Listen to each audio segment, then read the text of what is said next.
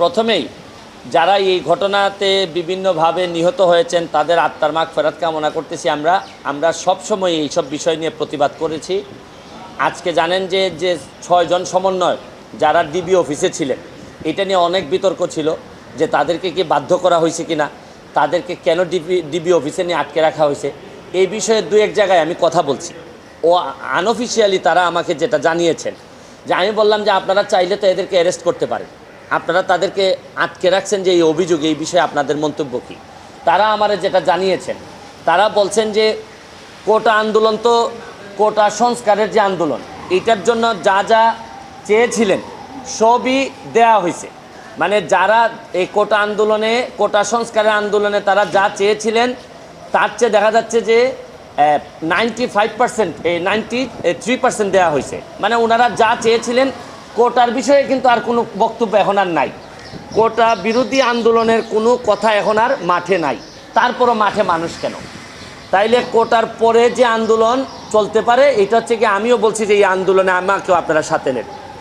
যদিও সাথে নেন কোনটা, এটা হচ্ছে এই আন্দোলন করতে গিয়ে যারা নিহত হয়েছেন, যারা আহত হয়েছেন, তাদের এই প্রক্রিয়াতে কার কার দায় আছে, ভুল হয়েছে কিনা, পুলিশ কি এক্সেসিভ ফোর্স ব্যবহার করছে কিনা, পুলিশ কি এই আম যারা তাদের ব্যাপারে গুলি করতে পারে কিনা, এগুলা নিয়ে আপনাদের আলোচনা হইতে পারে, বিচারের আমরা আদালতের দ্বারস্থ হইতে পারি। এখন হচ্ছে কি এই প্রক্রিয়া।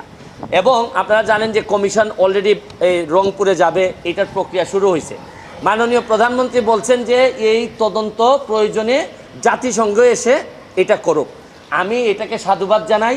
এবং আমি আরেকটা কথা বলতে চাই, আপনাদের বিচারের প্রক্রিয়াতে না গিয়ে আপনারা যদি আন্দোলন সংগ্রাম এবং ভাঙচুরে যদি আবার জনসাধারণের শৃঙ্খলা নষ্ট হয় এরকম কাজে যদি জড়িত থাকেন, তাইলে তো রাষ্ট্রের এবং সরকারের এটা রক্ষা করতে গিয়ে আবার শক্ত অবস্থানে যাইতে হবে। এর মানে কি দাঁড়াচ্ছে? আমি স্পষ্ট বলছি যে কোটা সংস্কার আন্দোলনে আমরা একমত। যারা নিহত হয়েছে, আহত হয়েছে, তাদের ব্যাপারে আইনি ব্যবস্থা নিতে আমরা একমত, আমরা সাহায্য করতে চাই। কিন্তু এই আন্দোলনটাকে যদি আপনারা মনে করেন, এই আন্দোলনটারে যদি আপনারা মনে করেন যে এখন আপনারা সরকার পতন করবেন, আপনারা মাননীয় প্রধানমন্ত্রীকে কোনোভাবেই দেখতে চান না, তাই এই আন্দোলনে তো আমরা সব একমত না। এটা আমি বারবারই বলছি যে আমি ব্যারিস্টার সুমন, আমি একজন স্বতন্ত্র এমপি হিসাবে আমি তো আমার পতন চাইতে পারি না কারণ ছাড়া, বা আমার বিরুদ্ধে অভিযোগ ছাড়া। এখন সরকার পতন মানে তো আমারও পতন আমি চাই। আর প্রশ্ন হচ্ছে গিয়ে কোটা আন্দোলনের জন্য আসছিলেন, আপনারা সফল হয়েছেন এবং এটা মানতে বাধ্য হয়েছে সবাই, এটা আদালতের মাধ্যমেই আসছে। এখন আপনারা বিচার চাইতে পারেন যে কোন কোন জায়গায় অন্যায় হয়েছে। এবং আমি আপনাদের মাধ্যমে আরেকটা কথা বলতে চাই, আপনারা জানেন যে ডিবির যিনি হারুন সাহেব ছিলেন, এই যে হাইকোর্ট তাকে নিয়ে একটা কথা বলছে যে তামাশা, আপনি জাতির সাথে, এটা তামাশা। এরপরে কিন্তু সরকারের একটি, আমার কাছে মনে হচ্ছে এটি ভালো দিক যে পরের দিনই কিন্তু তাকে এখান থেকে সরাই দেওয়া হয়েছে। আমি মাননীয় প্রধানমন্ত্রীর কাছে আমি একটা দাবি জানাবো, এটা মনে করি যে আমি সাধারণ ছাত্রের পক্ষেই আমি দাবিটা জানাইতে চাই। এইটা হচ্ছে গিয়ে যে এই প্রক্রিয়ায় হারুন সাহেবকে যেভাবে সরাই দেওয়া হয়েছে, এই প্রশাসনে মন্ত্রী থেকে শুরু করে এবং দলের নেতারা যারা এই কাজের সাথে ব্যর্থতার পরিচয় দিচ্ছেন, আমি দাবি জানাবো যে তাদেরকেও যদি এই জায়গাগুলো থেকে সরাই দেন, তাহলে আমার মনে হয় ছাত্রদের জন্য আরেকটি শান্তির বিষয় হবে। আমরা তো এই জীবনগুলো ফিরাই আনতে পারবো না, যে জীবনগুলো মারা গেছে, অন্তত তাদের আত্মার শান্তির জন্য আমরা যে সব জায়গায় এই ব্যর্থতা আছে, এই মানুষগুলার যদি আমরা সরাই দেই, তাহলে আমি মনে করি দল, দেশ, ছাত্ররা যারা আন্দোলন করতেছে তাদের জন্য, তাদের পরিবারের জন্য একটা শান্তির বিষয় হবে বলে আমি মনে করি। বল প্রয়োগের কথাটা বলতেছি হচ্ছে গিয়ে প্রথম দিকে শিক্ষার্থীদের আন্দোলন যেটা ছিল, এইটাতে আমার ব্যক্তিগত অপিনিয়ন যে আওয়ামী লীগ এবং সরকারি প্রায় 90% লোক এই যে আন্দোলনটা ছিল সংস্কারের, এটার সাথে একমত ছিল। কিন্তু শুক্র শনিবারে আমরা ব্রেক মেরে দিছি। আমরা যারা আওয়ামী লীগের বা বঙ্গবন্ধুর আদর্শরে ধারণ করি বা মুক্তিযুদ্ধের চেতনা, আমরা ব্রেক মারছি হচ্ছে গিয়ে শুক্রবারে। কারণ শুক্রবারে আর শনিবারে যা ঘটছে, এইটা আর তখন আমাদের মনে হয়েছে যে এখানের মধ্যে অন্য রাজনীতি আছে।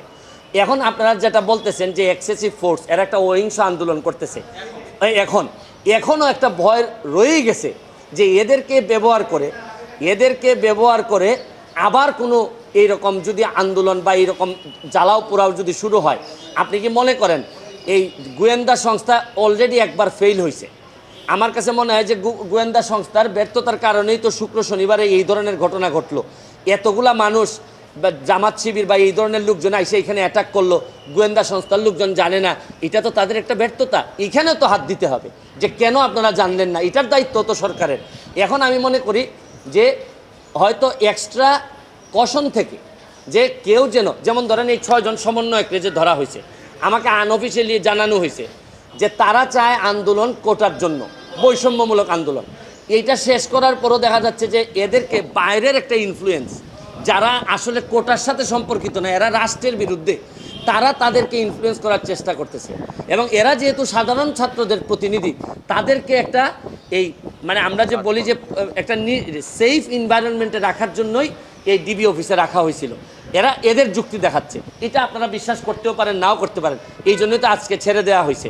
তো ওভারঅল আমি মনে করি এখন যেটা গুরুত্বপূর্ণ, ছাত্রদের পক্ষেও আমি মনে করি যারা যারা ব্যর্থ হয়েছেন এখানে, প্রশাসন বলেন, দল বলেন, নেতৃত্বে মন্ত্রী বলেন, যারাই ব্যর্থ হয়েছেন, আমি মাননীয় প্রধানমন্ত্রীর কাছে আমি দাবি জানাবো তাদেরকে আপাতত এই যারা মারা গেছে তাদের বা তাদের পরিবারের পক্ষে দাঁড়ানোর প্রক্রিয়া হিসেবে আমি মনে করি যে এদেরকে কিছু লোককে আপনারা সরাই দিবেন।